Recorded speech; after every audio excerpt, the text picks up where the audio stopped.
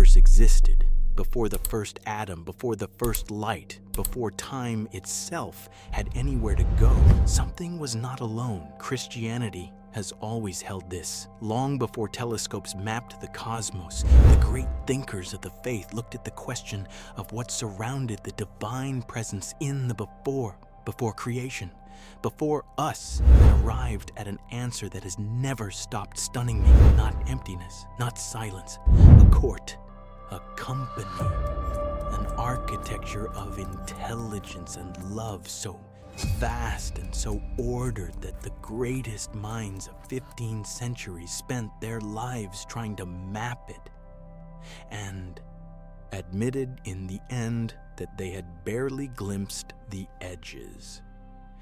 This video is that map, or the most honest attempt at one. One thing to say clearly before we begin. The 9-choir system is confirmed theological tradition, endorsed by some of the greatest saints and doctors of the Church, drawn from Scripture, refined across 15 centuries of prayer and scholarship. It is not, technically, defined dogma. The Catechism confirms angels are real, that they serve God, that they watch over us. The specific 9-choir map is the Church's most developed and most beloved attempt to understand how. It is not the final word. It is perhaps the most luminous word. The man most responsible for this map was a monk writing in the 5th or 6th century, who signed his work under the name of one of St. Paul's earliest converts. We call him Pseudo-Dionysius today, but his work, The Celestial Hierarchy, became one of the most influential documents in the history of Christian mystical theology. St. Thomas Aquinas cited it hundreds of times. Pope Gregory the Great built upon it. St. Bonaventure defended it.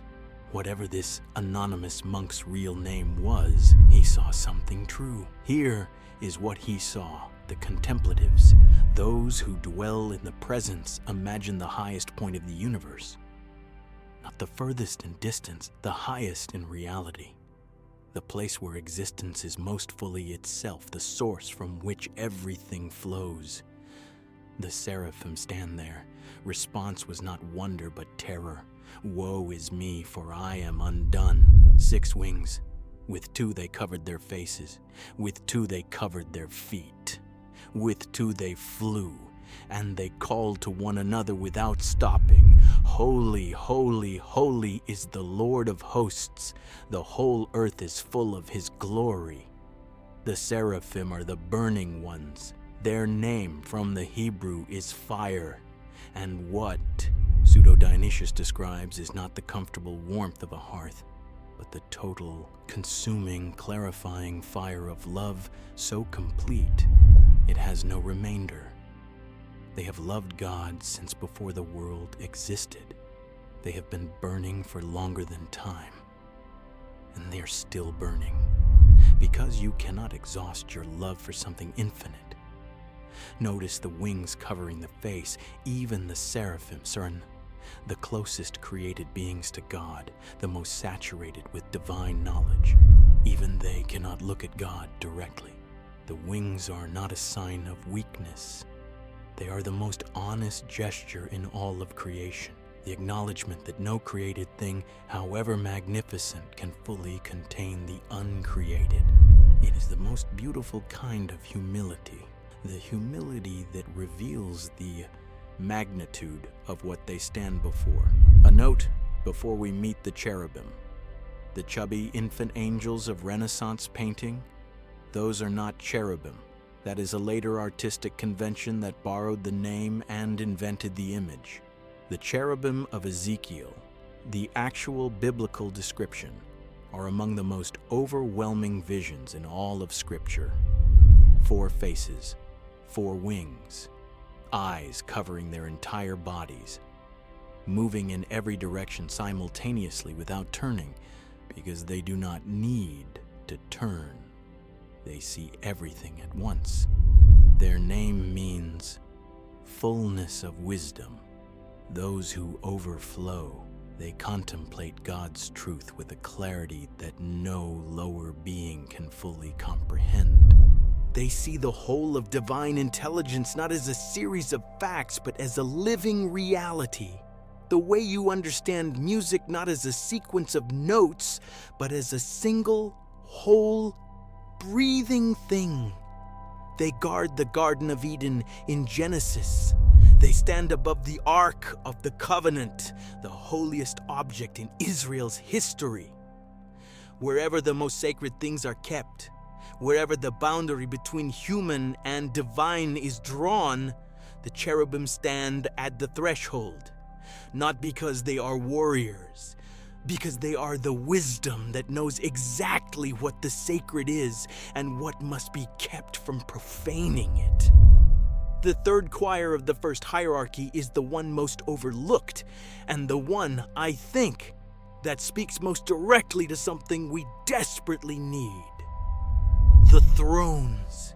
Paul names them in Colossians. Pseudo-Dionysius and Aquinas developed their character carefully. They represent the steadfastness of God's justice, not the act of judging, but the unshakable ground that makes just judgment possible. They carry God's authority the way a throne carries a king, not by exercising power themselves, but by being the immovable foundation from which power flows. Think about what it means to be the foundation of justice, not to argue for it, not to enforce it, to be it, to be so completely ordered to truth that injustice cannot rest in you, cannot find purchase, cannot survive your proximity. The thrones are the closest thing creation has to the stability of God Himself, beings so perfectly oriented to truth that they have become, in some sense, the architecture of it. The governors, those who sustain and order the cosmos. The light that pours from the first hierarchy does not simply arrive everywhere at once. It is received, translated, ordered, and passed on. This is the function of the second hierarchy, and the dominions are the first to receive it. Aquinas describes the dominions as those who regulate the duties of the angels, who decide what is to be done, who ensure that the vast machinery of divine governance operates in perfect coordination. They are not simply administrators. They are the living expression of God's will to order. The beings in whom the principle "let all things be done decently and in order" becomes not a rule, but a nature. They do not interact with individual human beings. They operate at a level far above the personal, governing the broad structures of reality, ensuring that the framework within which human life takes place is ordered, coherent, and aligned with divine purpose. They are the reason the universe makes sense, the reason that causes have effects, the reason reality holds together as a rational whole rather than dissolving into chaos.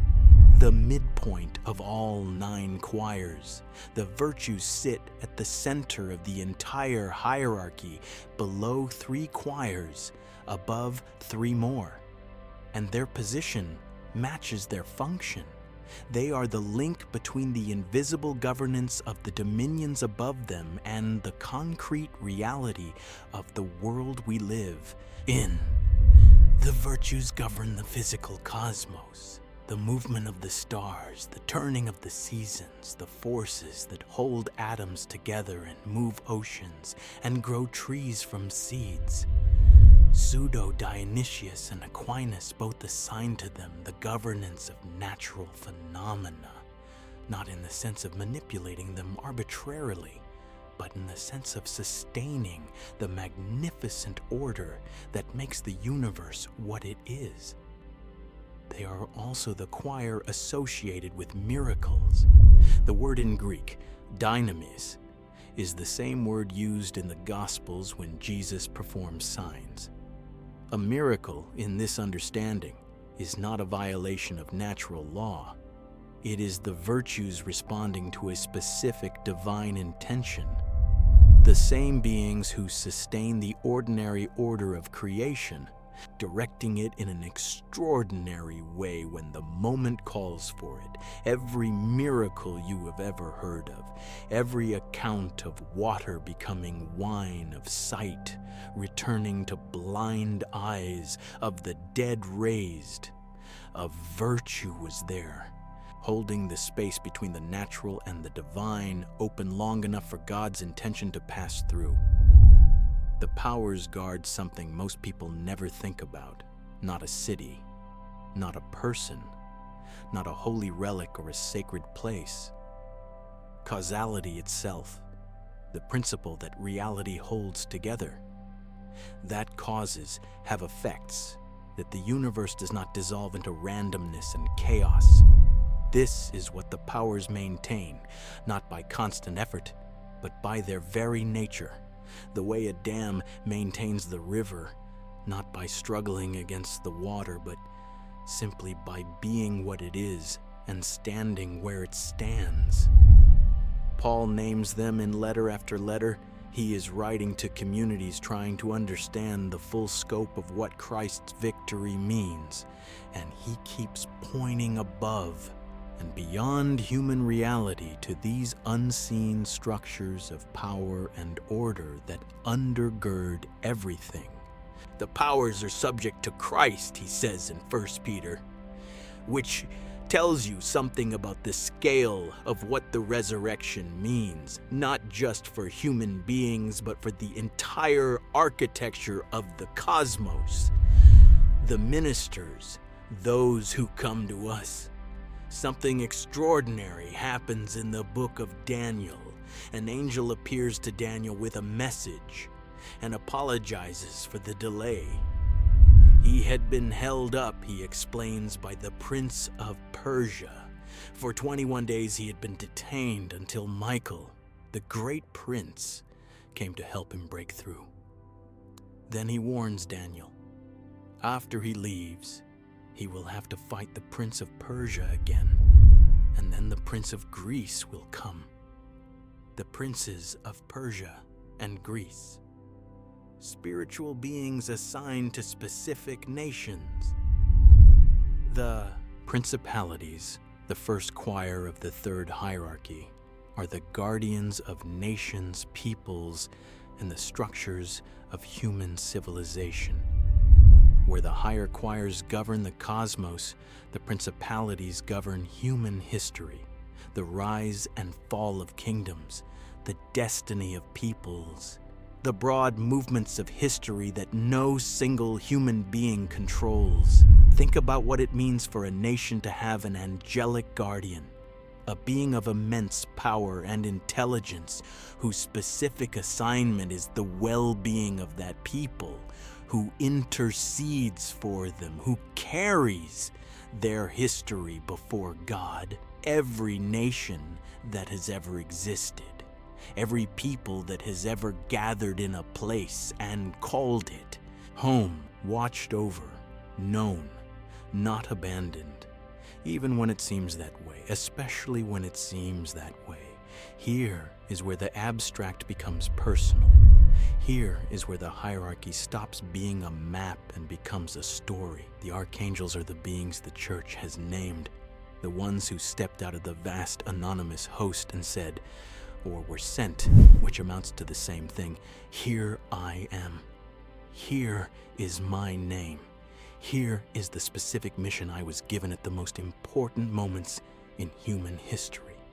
Michael, who fights, who in the book of Revelation leads the armies of heaven against the dragon and his angels and casts them down, who is described in Daniel as the great prince who stands guard over Israel, who Catholics invoke specifically at moments of spiritual danger, because the tradition holds that when something needs to be defended, Michael is who God sends. Gabriel, who speaks, who appears to Zechariah and announces that his elderly wife will bear a son named John, who kneels before a young woman in Nazareth and says words that change the entire course of human history. "Hail, full of grace, the Lord is with thee." The entire salvation of the world waited in that moment for a human being to say yes. And Gabriel, one of the beings who stands before the throne of God, knelt before her. Raphael, who heals, who travels with young Tobias across dangerous roads in the form of a companion named Azariah, watching over him through the entire journey, revealing his true name only at the end. I am Raphael, one of the 7 angels who stand and serve before the glory of the Lord. He had been walking alongside a frightened young man the whole time, unrecognized, present, keeping him safe. A warrior, a messenger, a healer. 3 modes of care, 3 modes of divine love made active in the world.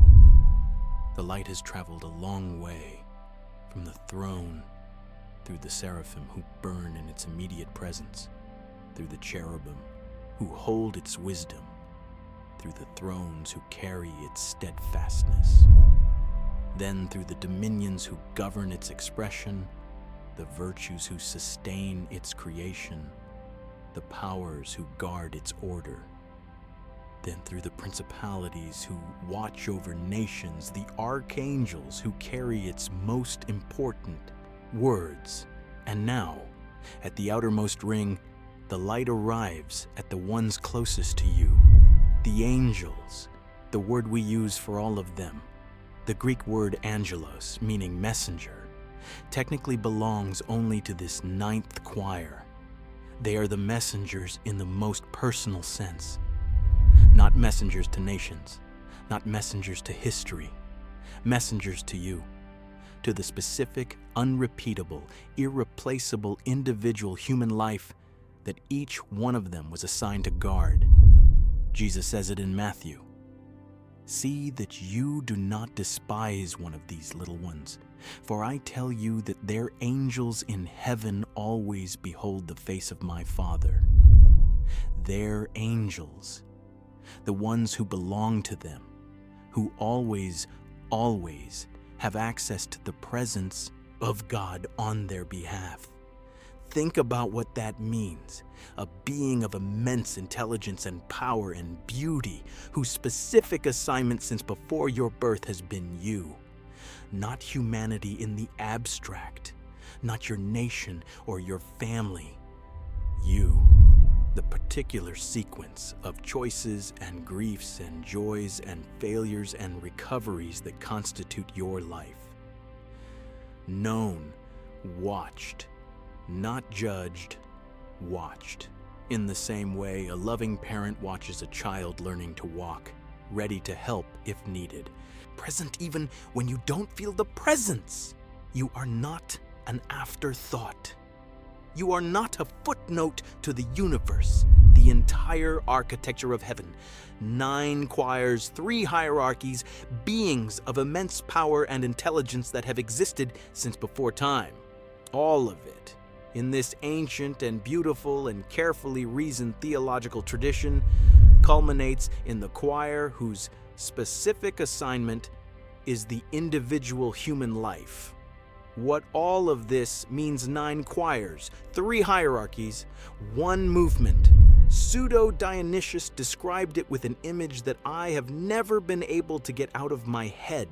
The different choirs of angels are like light at different distances from its source. The closest are the most intense, the brightest, the most fully transformed by what they stand in. And as you move outward, the light becomes softer, more approachable, more suited to the particular kinds of things it is trying to illuminate. Not dimmer in the sense of lesser, dimmer in the sense of shaped for its recipient. The same light that would destroy you if it hit you at full force, filtered and shaped and carried by choir after choir until it arrives at you in a form you can receive. This is the deepest idea in the entire celestial hierarchy. God does not overwhelm. God accommodates. The whole vast architecture of the 9 choirs is, in one reading, simply the story of divine love shaping itself to meet each created thing exactly where it is. I want to say something to you directly. Whatever brought you to this video, curiosity, faith, grief, something you were trying to understand, something you were trying to find, I want you to hear what this 1,500-year-old map is actually saying. You are not an afterthought. You are not a footnote to the universe, the entire architecture of heaven.